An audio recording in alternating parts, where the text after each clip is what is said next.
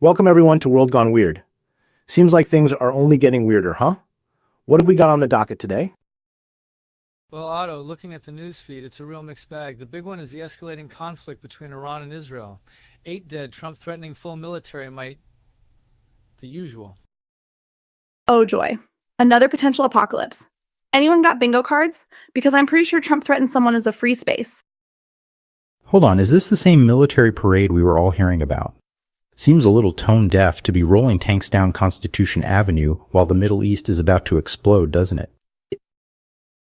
Right? The optics are not great. I mean, celebrating military strength while innocent people are dying in missile strikes. It feels disconnected. It is disconnected. It's a display of power, divorced from the actual consequences of that power. From a purely scientific perspective, it's a massive misallocation of resources. Think of the investment that went into the technology of weapons, rather than public assistance. Yeah, well, shiny toys are always more appealing than feeding people or preventing wars. Plus, I bet the parade boosted Trump's approval ratings among the tank enthusiasts. Always gotta play to your base, right? And what about this talk of Trump getting involved in peace talks again? Wasn't he the guy who ripped up the Iran nuclear deal in the first place? Now he's going to magically solve everything? I'm skeptical. Okay, Jimmy, but maybe he's learned something? I know, it's a long shot, but isn't it worth hoping for a diplomatic solution, even if it comes from an unlikely source? I have to assume that is not his goal. Hope is not a strategy, Otto. We need to look at the empirical data, the historical precedents. What measurable outcomes suggest that Trump is genuinely interested in de-escalation as opposed to self-aggrandizement? Because again, I am concerned seeing as how the data is not there. Self-aggrandizement is basically Trump's entire foreign policy platform. It's like, make America great again by making me look awesome. He's the diplomatic equivalent of a peacock. Exactly. And what about the Houthis getting involved? Claiming they're coordinating attacks with Iran? It feels like this whole thing is spiraling out of control. A little bit concerning. That's a huge red flag, Jimmy. It points to a broader regional conflict, a proxy war with devastating consequences for civilians. The human cost. It's just horrific. Indeed, and this is where the personal digital identity angle comes in, potentially. We've talked about it before, the collection of data, the use of surveillance technologies.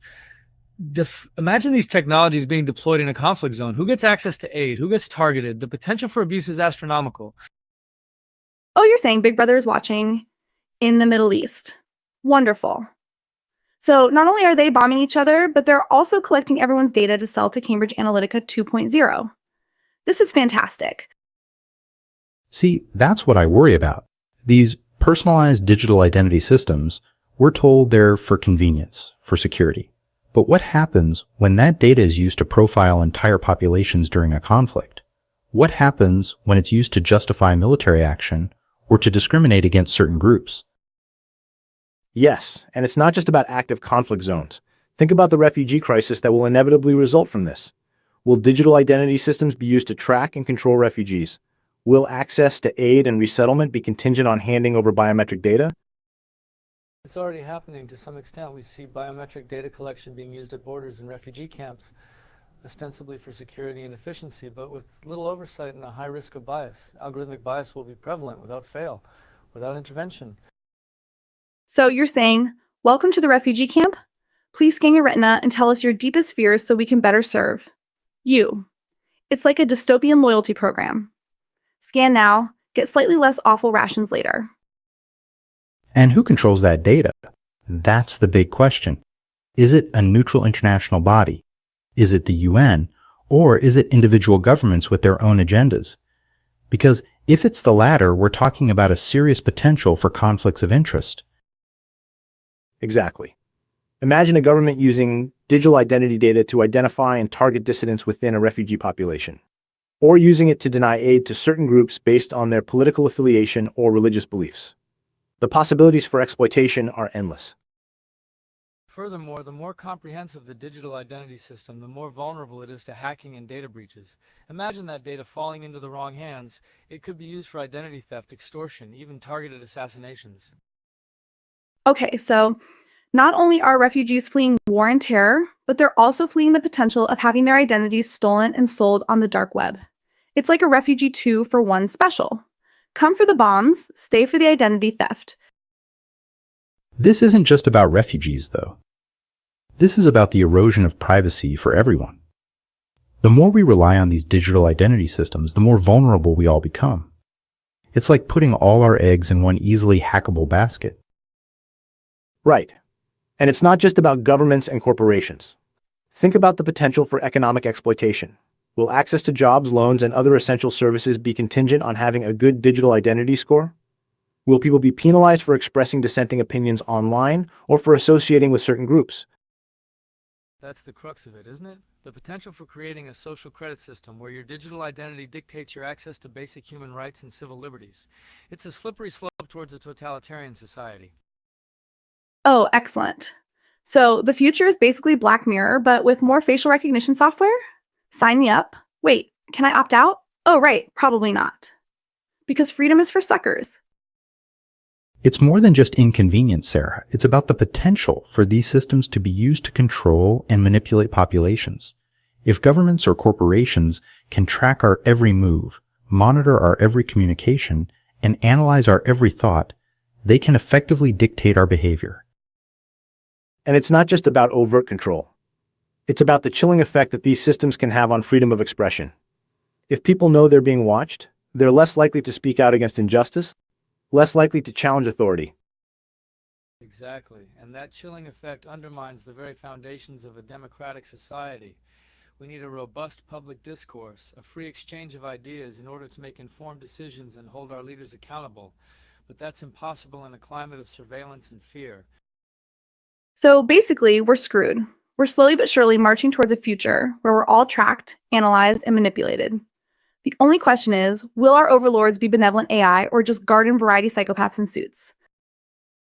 I wouldn't be so quick to give up, Sarah. We still have agency.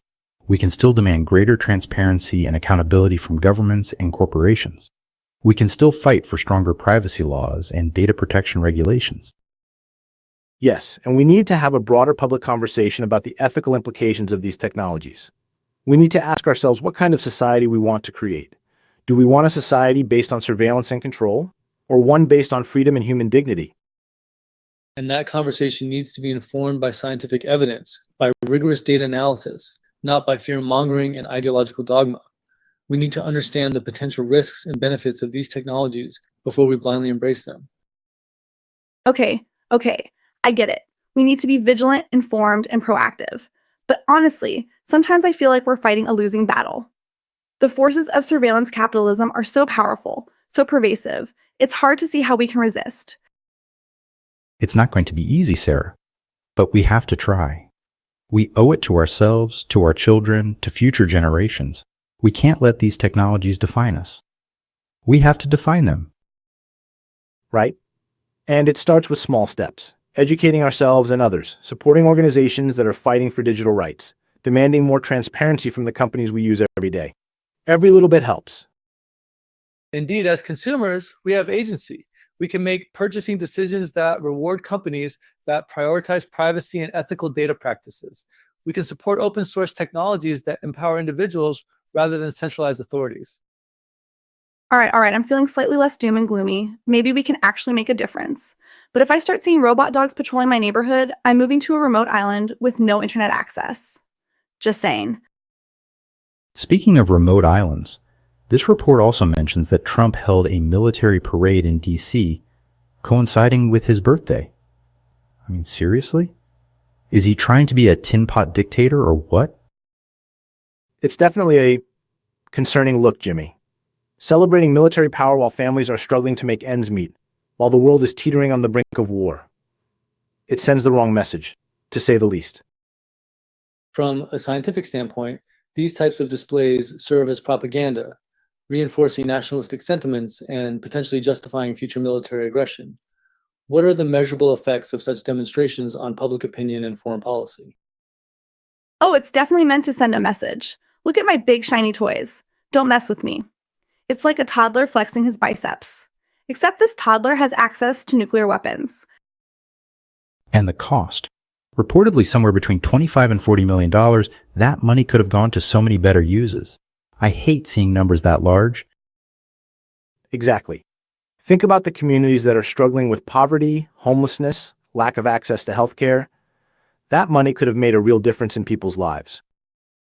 A cost-benefit analysis is desperately needed. What is the actual return on investment for such a parade? Does it improve national security? Does it boost the economy? Or is it simply a vanity project with no tangible benefits?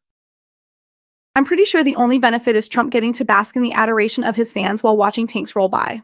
It's like a really expensive therapy session for his ego. And these protests? No kings? I mean, it is an election year, but that seems like a bit much. It's a reflection of the deep divisions in our society, Jimmy. People are feeling disenfranchised, ignored, like their voices aren't being heard. The No King slogan, it's a cry for democracy, for a more equitable society. The protests themselves can be analyzed as complex social phenomena. What are the underlying motivations driving these demonstrations? What are the communication strategies being employed? And what are the measurable effects on policy and public discourse? Yeah, people aren't exactly thrilled with the whole military parade thing or the potentially starting World War III thing.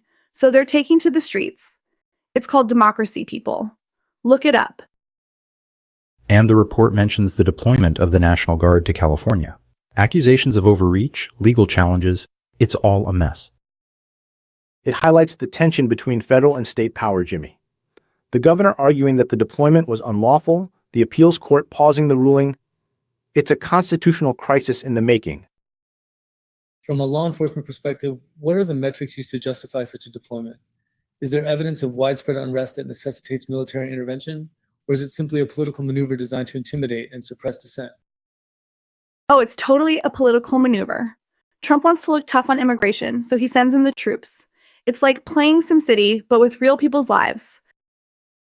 The bottom line is this whole situation is incredibly volatile. We've got international conflicts, domestic unrest, and a president who seems more interested in flexing his military muscles than in actually solving problems. It's a recipe for disaster. Okay, I hear you. It's bleak. But we can't afford to give in to despair. We have to focus on what we can control, on building stronger communities, on advocating for policies that promote peace and justice. Precisely. And we need to rely on evidence-based solutions, not on empty rhetoric and ideological pronouncements. We need to demand accountability from our leaders and hold them responsible for their actions. And we need to find a way to laugh, or we'll all go completely insane. So, next week, same time, same channel, for more World Gone Weird, where we'll try to find the humor in the apocalypse. Stay tuned, folks. Thanks for joining us, everyone. Stay safe out there and keep questioning everything.